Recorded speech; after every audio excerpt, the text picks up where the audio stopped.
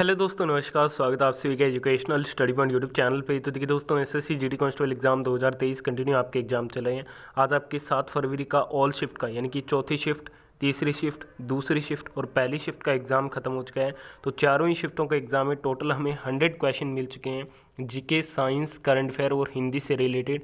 तो उन सभी क्वेश्चनों का इस वीडियो में एग्जाम एनालिसिस आपको कराएंगे, बिल्कुल 100% रियल ऑथेंटिक क्वेश्चन के साथ।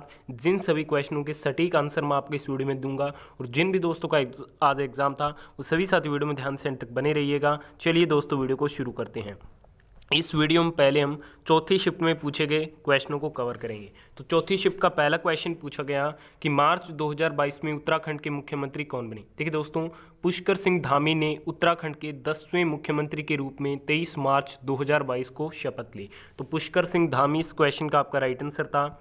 फोर्थ शिफ्ट का नेक्स्ट क्वेश्चन पूछा गया, 12वीं पंचवर्षीय योजना का उद्देश्य क्या था। तो 12वीं पंचवर्षीय योजना का उद्देश्य था तीव्र, टिकाऊ और अधिक समावेशी विकास करना। इसका टाइम पीरियड 2012 से 17 तक था और ये अंतिम पंचवर्षीय योजना थी। इसके बाद योजना आयोग को भंग कर दिया गया और इसके स्थान पर नीति आयोग की स्थापना की गई थी 2015 में।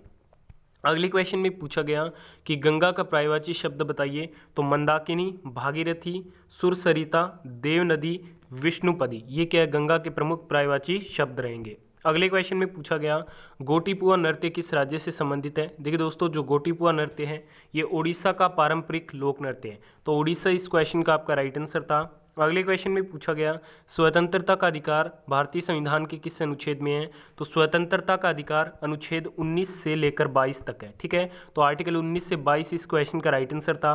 फोर्थ शिफ्ट का अगला क्वेश्चन पूछा गया, भारतीय संविधान में संशोधन करके महिलाओं की शादी की उम्र 18 से कितनी वर्ष कर दी गई है। तो देखिए दोस्तों, बाल विवाह निषेध अधिनियम संशोधन बिल 2021 में महिलाओं की शादी की उम्र 18 वर्ष से बढ़ाकर 21 वर्ष करने का प्रस्ताव है। ठीक दोस्तों, जो कि इस क्वेश्चन का आपका राइट आंसर था। अगले क्वेश्चन में पूछा गया कि पहला खेल रत्न अवार्ड किसे मिला था। तो ये विश्वनाथन आनंद को मिला था। कब मिला था? 1991-92 में। अगले क्वेश्चन में आपसे पूछा गया कि एशियन गेम 2022 का शुभंकर क्या था। तो 3 स्पोर्टी रोबोट जिन्हें सामूहिक रूप से स्मार्ट ट्रिपलेट्स के रूप में जाना जाता है। तो स्मार्ट ट्रिपलेट्स क्या थे? इसके शुभंकर थे। अगले क्वेश्चन में पूछा गया, विद्युत का सबसे अच्छा चालक क्या है। तो चांदी विद्युत का सबसे अच्छा चालक होता है।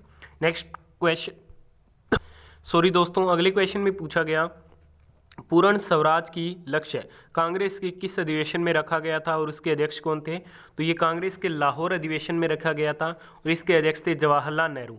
और बेलगांव अधिवेशन 1924 के अध्यक्ष कौन थे? महात्मा गांधी थे। ये आप नेक्स्ट शिफ्ट के लिए जरूर ध्यान में रखिएगा। अगले क्वेश्चन में पूछा गया, आंध्र प्रदेश उपचुनाव 2022 में किसने जीत दर्ज की। तो ये विक्रम रेड्डी ने दर्ज की, जो कि YSRCP पार्टी के हैं। ठीक है, इन्होंने भरत कुमार को हराया, जो कि बीजेपी पार्टी से संबंधित हैं।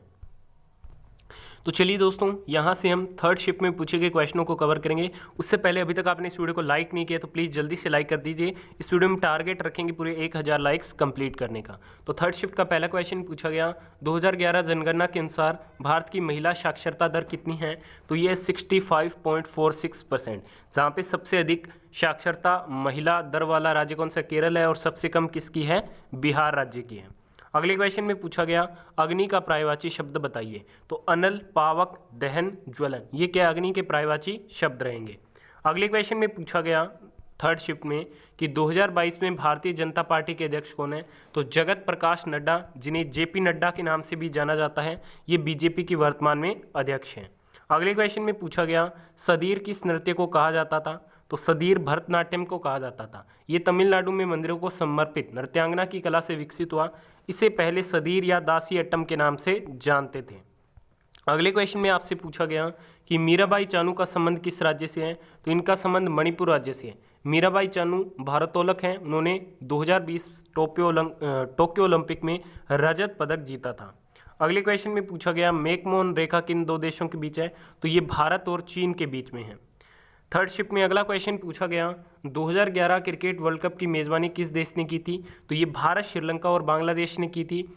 जहाँ पे फाइनल में विजेता कौन रहा था? भारत रहा था। और उप विजेता कौन रहा था? श्रीलंका रहा था। ठीक है, ये बात आपको ध्यान में रखनी है। अगले क्वेश्चन में पूछा गया, आंख का किरकिरी होना मुहावरे का अर्थ। तो आंख का किरकिरी होना यानी कि अप्रिय लगना।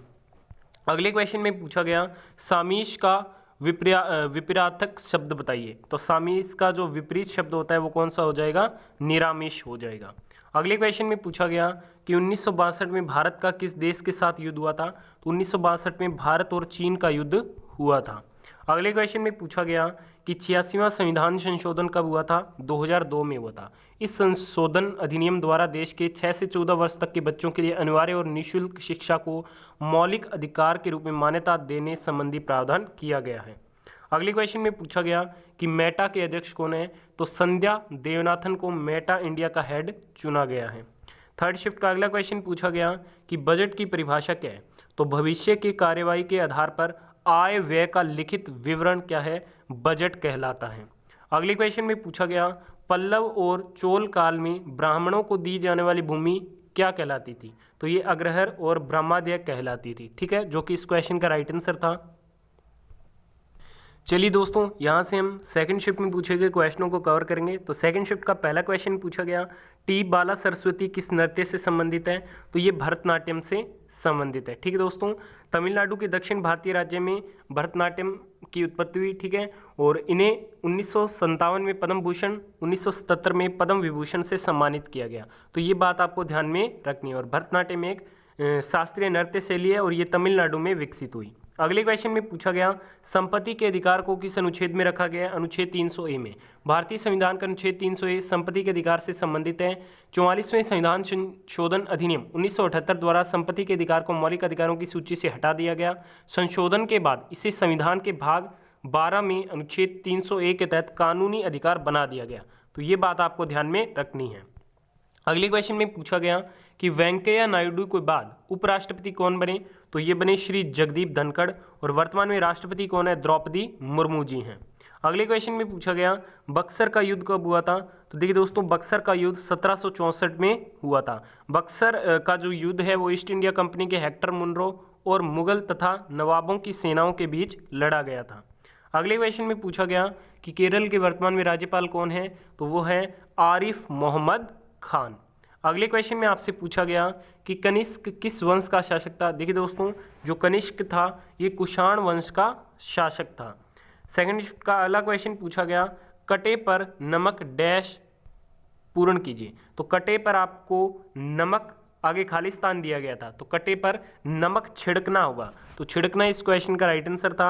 अगले क्वेश्चन में पूछा गया बादल का पर्यायवाची शब्द अब्र, मेघ, द्र, जलधर, वारीधर, ये क्या है? बादल के प्रमुख पर्यायवाची शब्द रहेंगे। अगले क्वेश्चन में पूछा गया कि समुद्र का पर्यायवाची शब्द बताइए। तो सागर, पयोधी, उदधि, पारावर, नदीश, ये क्या है? समुद्र के प्रमुख पर्यायवाची शब्द रहेंगे। अगले क्वेश्चन में पूछा गया केरल के त्रिकारा उपचुनाव 2022 में कौन जीता? तो ये उमा थॉमस जीती। ठीक है। अगला क्वेश्चन पूछा गया कर्नाटक के बेंगलुरु में किस प्रतिमा का अनावरण प्रधानमंत्री नरेंद्र मोदी ने किया है?